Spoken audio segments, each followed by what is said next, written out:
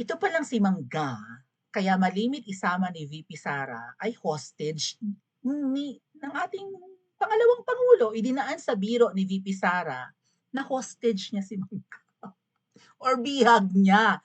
Pero alam mo, Mangga, I don't know kung paano mo kakalabanin si VP Sara. Sa tingin ko kasi mga kababayan, ano yan eh, dalawa ang pinamimili ang landas ni Mangga, right? Maging totoo ng kakampi ng mga Duterte para hindi siya malintikan ng galit ng pamilya at ng galit ng buong lahing Pilipino sa pamilya niya. Mangga, good idea yan. Magpakatotoo ka na wag kang nang maging ahas at huwag na huwag mong tatraydurin ang mga Duterte. Mabubuting tao yan. Kahit hindi mayaman, kita mo, saksi ka, saan-saan ka man isama ni VP Sara. And maybe that's the point of VP Sara eh. Parang nabanggit nga niya yan, di ba? Isinasama ko lagi si Mangga para makita niya na ganito kami kamahal ng mga Pilipino. And for sure, nakikita mo yan, Mangga. Wala kayong fan base na ganyan. Nasaan na mga loyalista nyo? Ang mga nagmahal sa magulang mo, nagsipagtandaan na yung iba nangamatay na, yung mga matatandang loyalista. Ngayon, yung mga ensaymada at mga bagong ngiwi supporters, kakaunti, kitang-kita nung elections, talo, walang nanalo sa kapartido ng kapatid mo, Mangga. Ang partido ng kapatid ni Mangga na si Ngiwi ay Partido Federal ng Pilipinas or PFP. Walang nanalo sa PFP. Ang mga nanalo kay Ngiwi ay yung mga invited lang sa alyansa or sa alliance o sa pagsama-sama ng iba't ibang partido. Oh, ang PDP Laban ay isang partido, 'di ba? Tapos nag-adapt na ng iba pa. Pero tatlo sa PDP Laban lusot. Oh, at least sa Duterte nanalo, 'di ba? Marcoleta, Bongo, Bato. And dadagdagan pa. So, Mangga,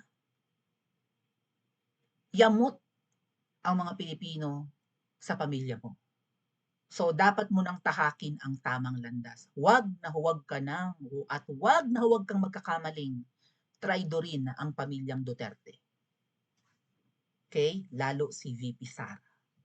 Mas matalino yan sa'yo kahit mas bata sa'yo. At masamang kalaban si VP Sara. Sa tingin ko, mga kababayan, hindi pa naman nagpapatawad galing sa bibig ni Inday. Hindi siya magpapatawad. At hindi siya nasusuhulan. Kaya Mangga, wala kang pwedeng i-offer kay VP Sara para manatiling kaibigan niya, kundi ang pagpapakatotoo lang. Ngayon, may another option ka, magkunwari kang kaibigan, bantayan mo ang mga kilos at galaw, para maprotektahan mo ang kapatid mo na magtagal pa sa pwesto at maging ligtas at huwag masira. Kasi yan ang problema sa inyo, Mangga eh. Kaya kayo nasa power para i-redeem ang pangalan nyo. 'Di ba? Para mawala yung pangit na reputasyon ng nakaraan sa pamilya nyo. Kasi every time na mababanggit ang apelyido nyo, masakit na nga sa tenga ang mga letra kasi matigas banggitin. Katulad ng k, k at saka ng r. If you will talk about linguistics, mga kababayan, yung mga letrang yan ay masakit sa tenga or mag-exert ka pa ng effort para i-pronounce. Hindi katulad ng mga letters ng mga B, M, N, O, A, at saka yung iba pang alphabets. Lalo yung mga vowels. Medyo may melody, right? Oh. Kaya gustong-gusto ng kapatid mong matawag na BBM kasi masarap pakinggan sa tenga yung BBM. Pero kapag Marcos, anong impression ng mga tao bukod sa masakit sa tenga yung apelyido niyo? Literal and figurative. Na kayo ay mga magnanakaw, abusado sa kapangyarihan, pasista ang tatay mo, diktador, mamamatay tao, lahat na magnanakaw, lahat na ng pangit ibinato sa inyo. Oh, ang naging mission mo lang ay pabanguhin ulit ang pangalan nyo. Dapat ang mission mo bilang public servant ay paunlarin ang buhay ng mga Pilipino, 'di ba? At mamuhay ng mapayapa kung hindi man masaya ang mga Pilipino sa bansa natin. Ay ang mission ng pamilya nyo ay i-redeem ang inyong reputasyon or inyong family name or whatever. Yun ang mission niyo, hindi yung tumulong ng totoo sa taong bayan. So, mamili ka, ano ang tatahakin mo, magpakatotoo ng kaibigan ni VP Sara or manaraydor ulit? Kasi kung puro ka pagpoprotekta sa pamilya niyo, for sure, alam ni VP Sara, eh. Tsaka nire-remind, pakinggan natin mamaya si VP Sara, nire-remind niya si Mangga na hindi kasi mabanggit ni Mangga ang pangalan ng kapatid. Hindi makapagsabi at makapagbitaw ng hindi magandang salita si Mangga against sa kanyang kapatid. Pero ay mabibingi ka sa kakaulit ni VP Sara. Kapatid mo ang nagpakulong sa tatay ko kaya ikaw ang magbalik. Yun ang sabi ni Inday kanina, mga kababayan, sa Malaysia, no? Or kahapon sa Independence Day. So, eto po yan, bago natin pakinggan, sinulat ng Edge Davao.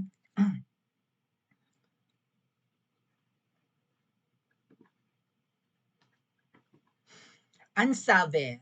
In her speech in Kuala Lumpur, Malaysia, Vice President Sara Duterte explains why she brings Senator Amy Marcos on her trip. Sinasama lagi.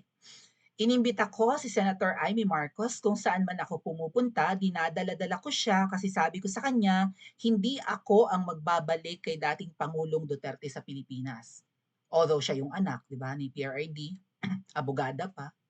Oh, pero, teka muna, pinakidnap ng kapatid mo tatay ko ayusin mo to.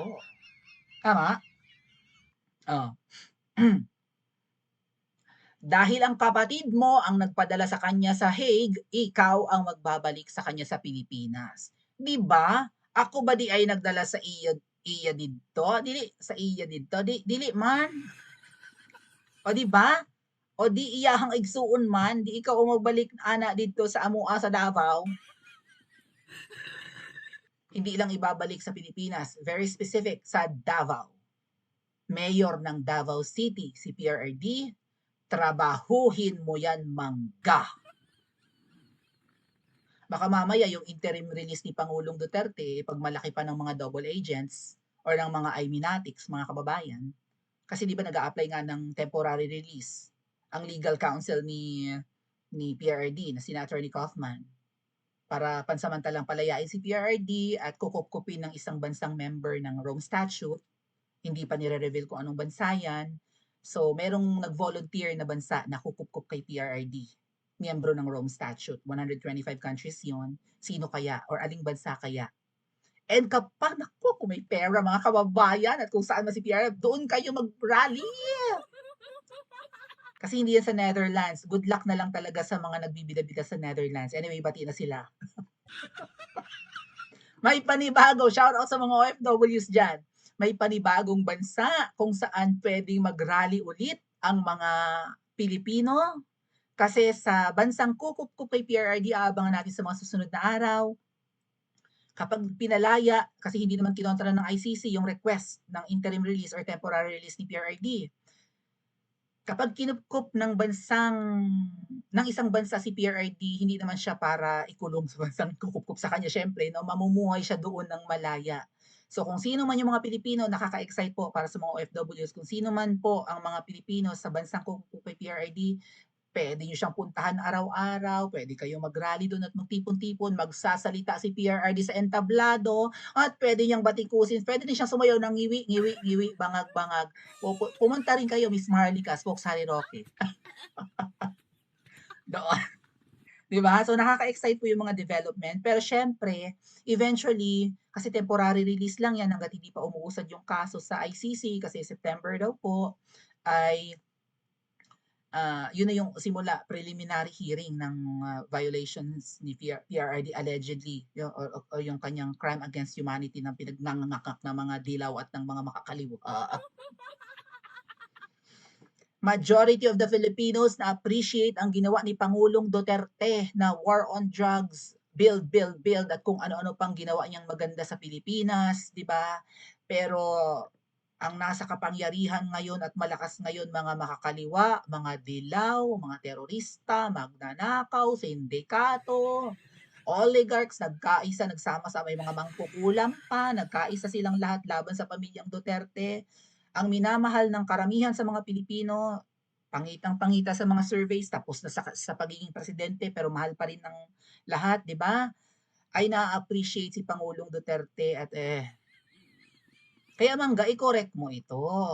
Okay? Kaya kabitbit ni VP Sara, hindi lang yan para i-pressure ka na ikaw ang dumiskarte.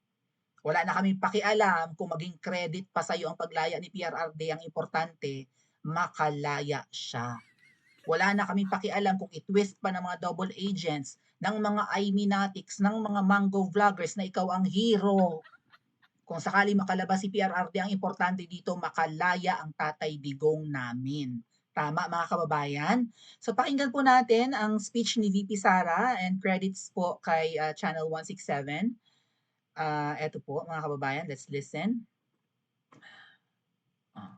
Inimbita ko si Senator Amy Marcos kung saan man Sa ako Malaysia mga pumupunta, kababayan. dinadala-dala ko siya.